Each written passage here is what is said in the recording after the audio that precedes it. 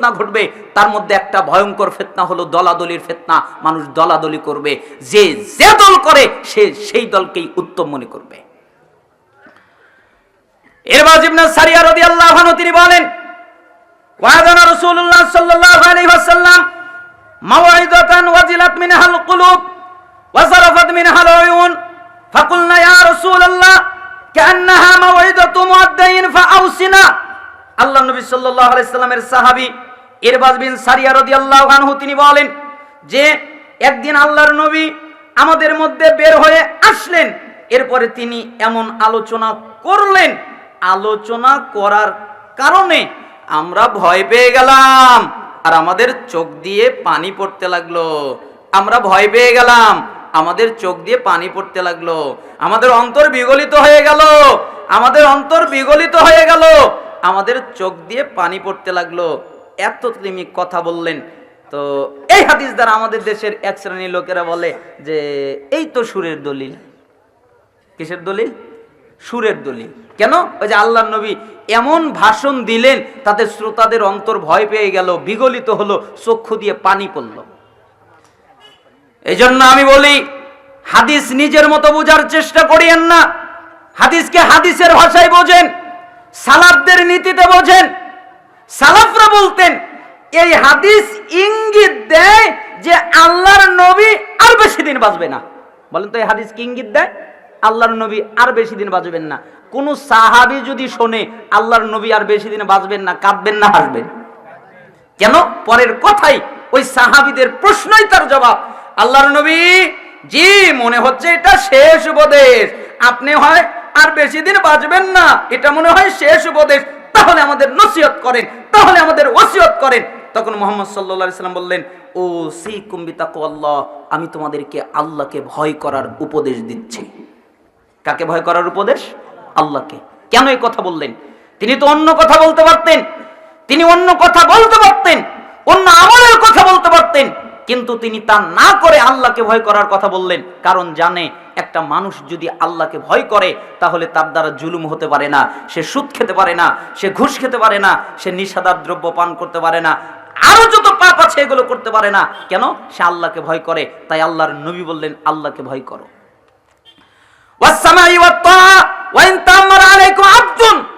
আর তোমাদের যারা নেতা হবে তোমরা এই নেতার কথা শুনবে তারপরে মানবে। বলেন তো কি বললেন? শুনবে তারপরে মানবে।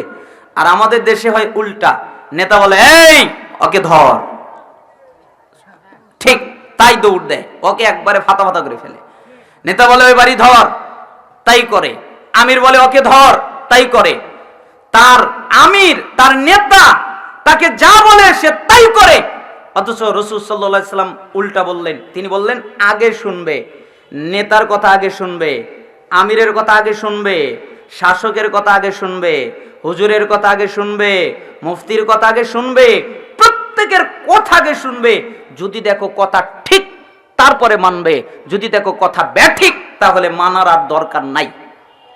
কথা ঠিক থাকলে মানবে, এজন্য আগে কথা শুনবে তারপরে মানতে হবে। যদি তোমাদের একজন কৃতদাস নেতৃত্ব দেয় তাও তার কথা শুনে মানতে হবে। আর শুনে রাখো, তোমরা যারা আমার পরে জীবিত থাকবে, আমার পরে বেঁচে থাকবে, আমি আর বেশি দিন বাঁচবো না, আমি তোমাদের মধ্য থেকে চলে যাব, আমি বিদায় নিব।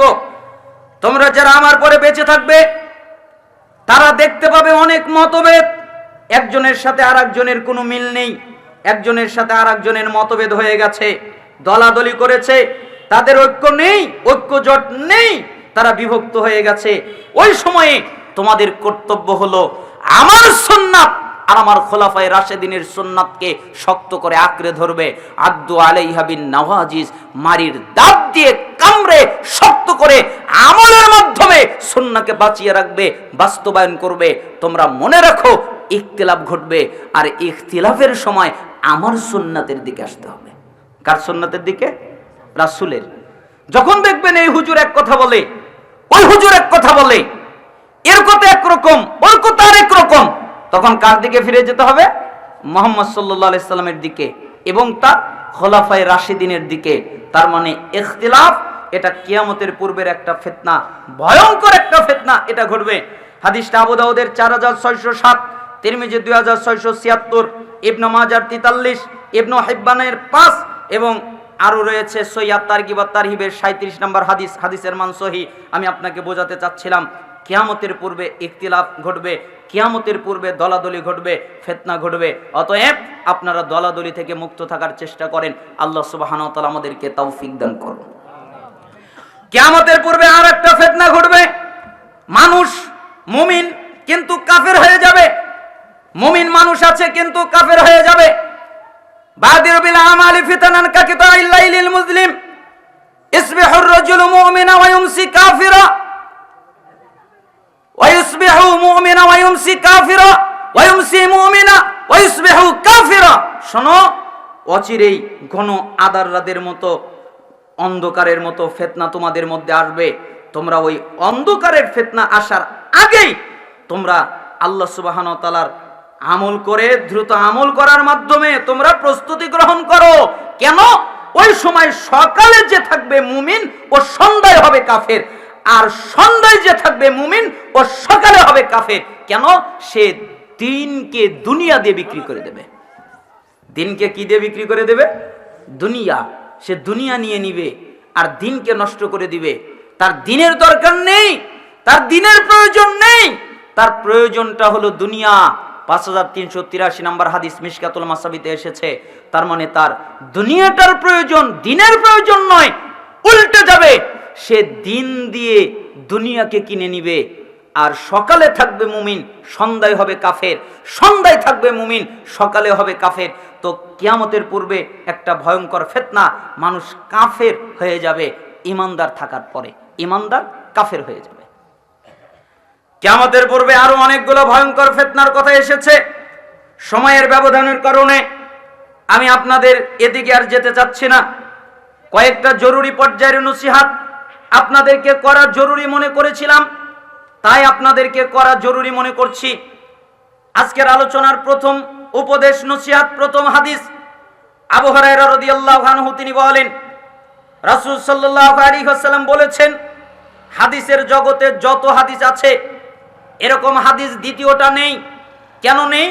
কারণ আল্লাহর নবী সাল্লাল্লাহু আলাইহি সাল্লাম এইভাবে কোনোদিন ডাক দেননি, এভাবে কোনোদিন উল্লেখ করেননি, এভাবে কোনোদিন বলেননি তুমি এটা করো। আবু হুরায়রা তিনি বললেন, মান আখাযা আন্নি হাউলা ইল কালিমাত ফায়ামালু বিহিন্না আও ইউআল্লিমু মান ইয়ামালু বিহিন্না। হে সাহাবীরা, তোমাদের মধ্যে কে আছে যে আমার কথা গ্রহণ করবে? তোমাদের মধ্যে কে আছে যে আমার কথা আমল করবে? তোমাদের মধ্যে কে আছে যে আমার কথা আরেকজনের কাছে পৌঁছে দেবে? তার মানে কে আছে এমন আমার কথা গ্রহণ করবে? কে আছে এমন আমার কথা অনুযায়ী আমল করবে? কে আছে এমন আমার কথা আরেকজনের কাছে পৌঁছে দেবে? এই জন্য সালাফরা বলতেন, কেউ যদি এই হাদিস শোনে তাহলে তাদের উপরে, এই হাদিসের উপরে আমল করা ওয়াজিব। কেন? আল্লাহ নবী সাল্লাল্লাহু আলাইহি সাল্লাম এরকম কোনোদিন বলেননি। তিনি কত আবেগ মাখা ডাক দিচ্ছেন, আমার কথা শুনবে কে? তার মানে মুহাম্মদ সাল্লাল্লাহু আলাইহি সাল্লামের কথা শুনতে হবে। আমার কথা আমল করবে কে? তার মানে মুহাম্মদ সাল্লাল্লাহু আলাইহি সাল্লামের কথা আমল করতে হবে। আমার এই কথা আরেকজনের কাছে পৌঁছে দেবে কে? তার মানে এই কথা আরেকজনের কাছে পৌঁছে দিতে হবে।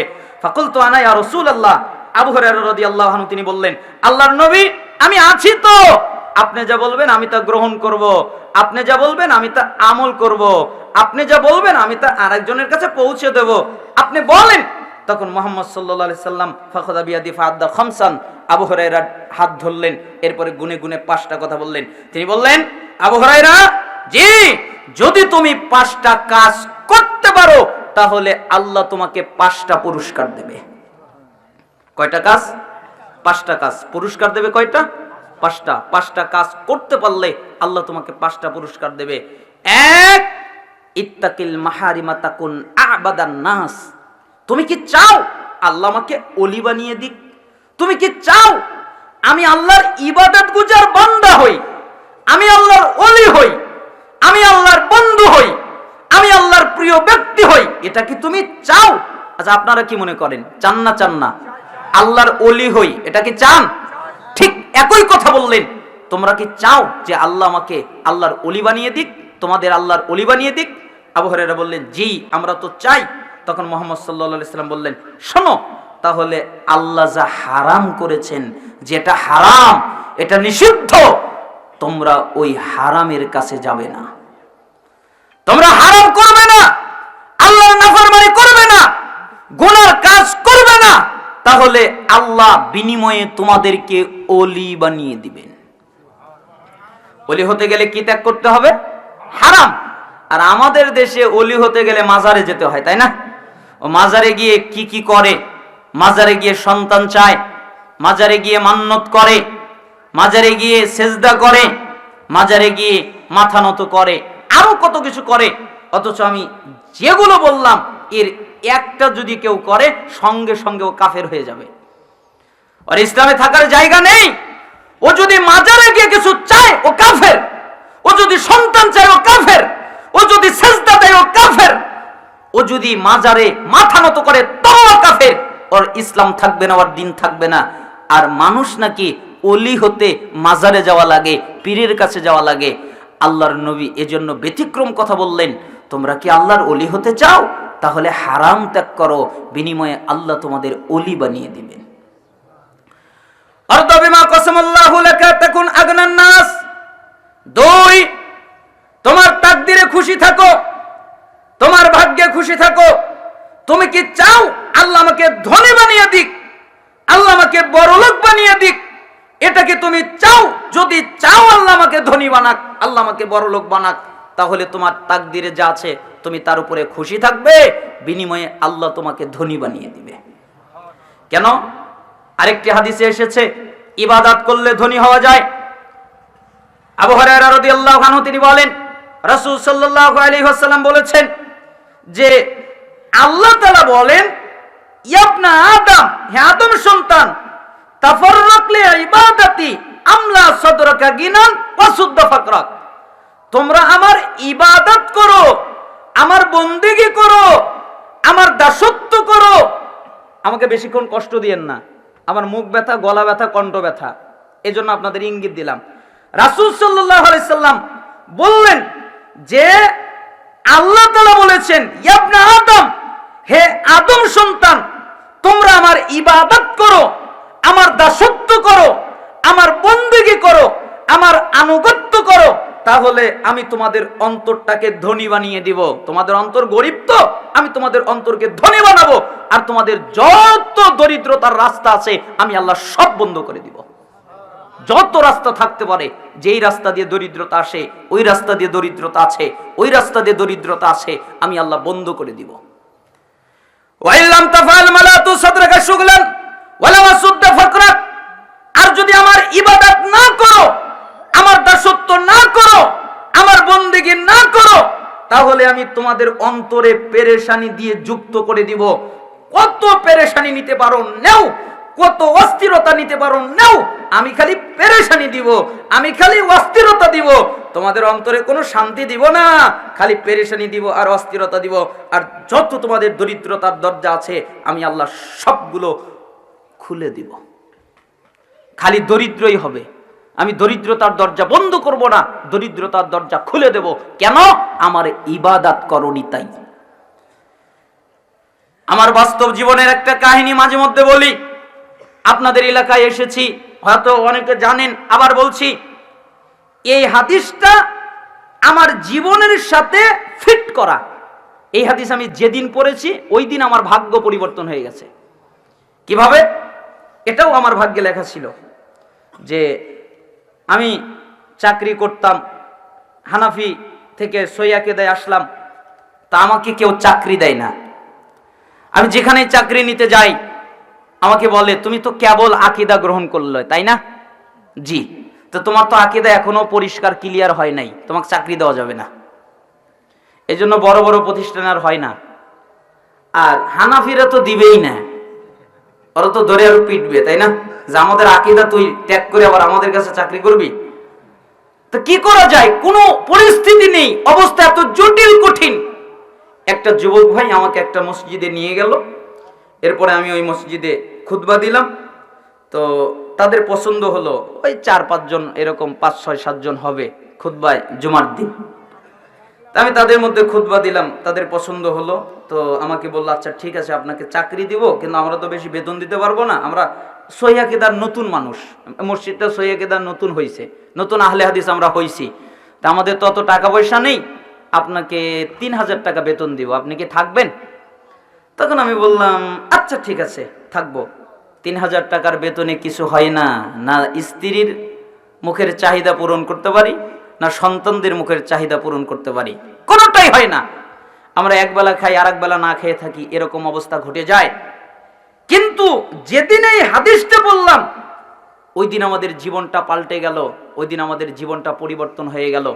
যেখানে আল্লাহ তাআলা বলছেন ইবাদত করলে আল্লাহ সুবহানাহু ওয়া তাআলা রুজি বাড়িয়ে দিবেন, ইবাদত করলে আল্লাহ সুবহানাহু ওয়া তাআলা অবশ্যই তাকে ধনী বানিয়ে দিবেন।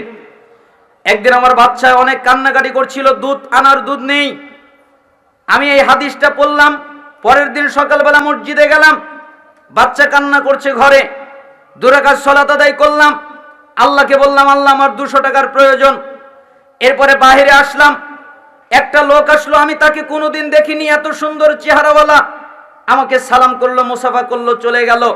আমি যখন হাতটা খুললাম তখন দেখি 100 টাকার 2টা নোট। আমি তার কাছে 200 টাকা চেয়েছিলাম আল্লাহর কাছে, কার মাধ্যমে যেন আমার হাতে আল্লাহ 200 টাকায় পৌঁছে দিয়েছে। আমি ওই টাকা নিয়ে গেলাম, দুধ কিনলাম, এরপরে বললাম তো ইবাদত করা তো প্রয়োজন। ওই দিন বিকেল বেলা সভাপতি, ক্যাশিয়ার, সেক্রেটারি আমার কাছে আসলেন, এরপরে আমাকে বললেন তোমার তো কষ্ট হচ্ছে, তা তো আমরা বুঝতে পারি, আচ্ছা যাও আগামী মাস থেকে না এই মাস থেকে তোমার বেতন 10,000। বলেন তো কয় হাজার? 10,000। এক লাফে 7,000 বেড়ে গেছে। এই হাদিস আমার জীবন পাল্টে দিয়েছে, ওয়াল্লাহি আল্লাহর কসম। এই হাদিস যেদিন পড়েছি, এই হাদিস অনুযায়ী যেদিন থেকে আমল যতটুকু করেছি, ওই দিন থেকে আজ পর্যন্ত অভাব দেখিই নাই। যে অভাব কি ওটা এখন আর বুঝতে পারি না, ওটা আর অনুধাবন হয় না যে অভাব কি। ঠিক আপনিও যদি আল্লাহর ইবাদত করেন, আল্লাহর দাসত্ব করেন, আল্লাহর বন্দেগী করেন, তাহলে আল্লাহ আপনাকে ধনী বানাবেন, আপনার অস্থিরতা দূর করবেন। আর যদি তা না করেন, আল্লাহ আপনার অস্থিরতা বাড়াবেন, আর বিনিময়ে আল্লাহ সুবহানাহু ওয়া তাআলা কখনো আপনার দরিদ্রতা দূর করবে না। এজন্য আল্লাহ নবী সাল্লাল্লাহু আলাইহি ওয়াসাল্লাম বললেন, তুমি কি ধনী হতে চাও? তাহলে তোমার তাকদিরে যা আছে তার উপরে খুশি থাকো, বিনিময়ে আল্লাহ তোমাকে ধনী বানিয়ে দিবে। ওয়া আহসিন ইলা জারিকা তাকুন মুমিনা। 3, তোমরা কি প্রকৃত মুমিন হতে চাও? যে আল্লাহ আমাকে মুমিন বানিয়ে দিক, প্রকৃত মুমিন হতে চাও, এটা কি চাও নাকি? তাহলে শোনো, তোমরা যদি প্রকৃত মুমিন হতে চাও, তাহলে তোমার প্রতিবেশীর সাথে ভালো আচরণ করো। তোমার প্রতিবেশী হিন্দু হতে পারে, তোমার প্রতিবেশী খ্রিস্টান হতে পারে, তোমার প্রতিবেশী ইহুদি হতে পারে, তোমার প্রতিবেশী নাসারা হতে পারে, তোমার প্রতিবেশী বৌদ্ধ হতে পারে, যে কেউ হতে পারে, তাতে কোনো অসুবিধা নেই, তাতে কোনো সমস্যা নেই। কিন্তু তুমি তোমার প্রতিবেশীর সাথে ভালো আচরণ করবে, উত্তম আচরণ করবে। তুমি যদি তা না করো, তুমি মুমিন হতে পারবে না। আর যদি উত্তম আচরণ করো, বিনিময়ে তুমি মুমিন হয়ে যাবে। তো মুমিন হতে চাইলে তোমার প্রতিবেশীর সাথে ভালো আচরণ করো। আমরা করি? মনে হয় না। আমাদের প্রতিবেশী মনে হয় আমাদের হাত থেকে নিরাপদ নয়, আমাদের হাত থেকে মনে হয় নিরাপদ নয়। এজন্য আপনাকে বোঝাতে চাচ্ছিলাম, আপনি যদি মুমিন হতে চান, তাহলে প্রতিবেশীর সাথে ভালো আচরণ করবেন। ওয়াহিব্বালিন নাস মা তুহিব্বু লিনাফসিকা তাকুন মুসলিমা। 4, তোমরা কি প্রকৃত মুসলিম হতে চাও? যে আল্লাহ আমাকে প্রকৃত মুসলিম বানিয়ে দিক, এটা কি চাও নাকি? যে প্রকৃত মুসলিম হই, এটা কি চাও? যদি চাও তাহলে শোনো, নিজের জন্য যা পছন্দ করো, অপরের জন্য তাই পছন্দ করবে। নিজের জন্য যেটা পছন্দ করো, আল্লাহ আমার উপরে জুলুম না করো, আমার উপরে ওই লোকটা জুলুম না করুক, আমাকে ওই লোকটা গালি না দিক, আমাকে ওই লোকটা এটা না বলুক, আমাকে ওই লোকটা সেটা না বলুক, এটা যদি চাও, আমাকে কেউ কষ্ট না দিক, আমাকে কেউ আঘাত না দিক। একটা হাদিস আপনাকে বলি, আবু হুরায়রা রাদিয়াল্লাহু আনহু তিনি বলেন, রাসূল সাল্লাল্লাহু আলাইহি সাল্লাম বলেছেন, লা তাহাসাদু, তোমরা পরস্পরে হিংসা করো না, ওয়ালা তাবাগাদু, তোমরা একজনের দরের, ওয়ালা তানাজাসু, তোমরা একজনের দরের উপর দিয়ে আরেকজন দর করে দালালি করে দাম বাড়িয়ে দিও না। ওয়ালা তাবাগাদু, তোমরা নিজেদের মধ্যে বিদ্বেষ রেখো না। ওয়ালা তাদাবারু, তোমরা কারো পিছনে লেগে যেও না। ওয়ালা ইয়াবি বাদুকুম আলা বাইবা, তোমরা কারো বেচা কেনার সময় আগ বেড়ে কেনা বেচা করো না, কোনো কিছু কিনতে যাইও না, তোমার ভাই কষ্ট পাবে। শোনো, তোমরা ওয়াকুনু ইবাদাল্লাহি ইখওয়ানা, তোমরা প্রত্যেক মুসলমান আল্লাহর ভাই, ভাই বান্দা, ভাই ভাই হয়ে যাও। আল মুসলিম আখুল মুসলিম, মুসলমান মুসলমানের ভাই, লা ইয়াজলিমুহু, মুসলমান মুসলমানের উপরে জুলুম করতে পারে না। ওয়ালা ইয়াখযুলুহু, মুসলমান মুসলমানকে সম্পত্তিহীন ভাবে, সম্বলহীন ভাবে ছেড়ে দিতে পারে না। ওয়ালা ইয়াকযিবুহু, মুসলমান মুসলমানের সাথে মিথ্যা বলতে পারে না। ওয়ালা ইয়াহকিরুহু, মুসলমান মুসলমানকে তুচ্ছ ভাবতে পারে না। আত্তাকওয়া হাহুনা ওয়া ইউশিরু ইলা সাদরি সালাসা মাররাতিন, এই কথা বলে তিনি বুকের দিকে ইঙ্গিত করে বললেন তাকওয়া এখানে, তাকওয়া এখানে। বিহাসবি ইমরিইম মিনাশ শাররি আইয়াকিরা আকাহুল মুসলিম, একটা মানুষের খারাপ হওয়ার জন্য এতটুকু যথেষ্ট, সে আরেকজন মানুষকে খারাপ বলে। যে বলে ওই লোকটা খারাপ, সেই খারাপ। কুল্লুল মুসলিম আলাল মুসলিমি হারাম দামুহু ওয়া মালুহু ওয়া ইরদুহু, প্রত্যেক মুসলমানের উপরে অপর মুসলমানের জন্য হারাম। মুসলমান মুসলমানের রক্ত বের করতে পারে না, মুসলমান মুসলমানের সম্পত্তি মেরে দিতে পারে না, মুসলমান মুসলমানের সম্মান নষ্ট করতে পারে না। তার মানে আমি আপনাকে বোঝাতে যাচ্ছিলাম, এটা হচ্ছে রাসূলুল্লাহ সাল্লাল্লাহু আলাইহি ওয়াসাল্লামের আদর্শ, এটা আমি আপনাকে বোঝাতে চাচ্ছিলাম। 4, তোমরা নিজের জন্য যা পছন্দ করবে অপরের জন্য তাই পছন্দ করবে।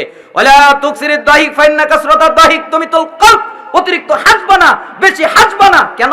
বেশি হাসলে হৃদয় মরে যায়, অন্তর মরে যায়। ডাক্তার বলেছে বেশি হাসলে হার্ট ভালো থাকে, মুহাম্মদ সাল্লাল্লাহু আলাইহি ওয়াসাল্লাম বলেছেন বেশি হাসলে হৃদয় মরে যায়। ডাক্তারকে মানি না, মুহাম্মদ সাল্লাল্লাহু আলাইহি ওয়াসাল্লামকে মানি। অতএব বেশি হাসা যাবে না, অট্ট হাসি দেওয়া যাবে না। যেই মজলিসে, যেই বৈঠকে বেশি হাসি রহস্য চলে, ওই বৈঠকে, ওই মজলিসে বসা যাবে না। 5টা কথা বললেন। 1, হারাম ত্যাগ করো, বিনিময়ে আল্লাহর ওলি হয়ে যাবে। 2, তাকদীরের উপরে খুশি থাকো, বিনিময়ে ধনী হয়ে যাবে। 3, প্রতিবেশীর সাথে ভালো আচরণ করো, বিনিময়ে মুমিন হয়ে যাবে। 4, নিজের জন্য যা পছন্দ অপরের জন্য তাই পছন্দ করো, বিনিময়ে মুসলিম হয়ে যাবে। 5, অতিরিক্ত হাসবা না, অতিরিক্ত হাসলে হৃদয় মরে যায়, অন্তর মরে যায়। তিরমিজি 2305, মিশকাতের 5171 নম্বর হাদিস সনদ সহিহ। আল্লাহ সুবহানাহু ওয়া তাআলা আমাদের এই হাদিস অনুযায়ী আমল করার তৌফিক দান করুন।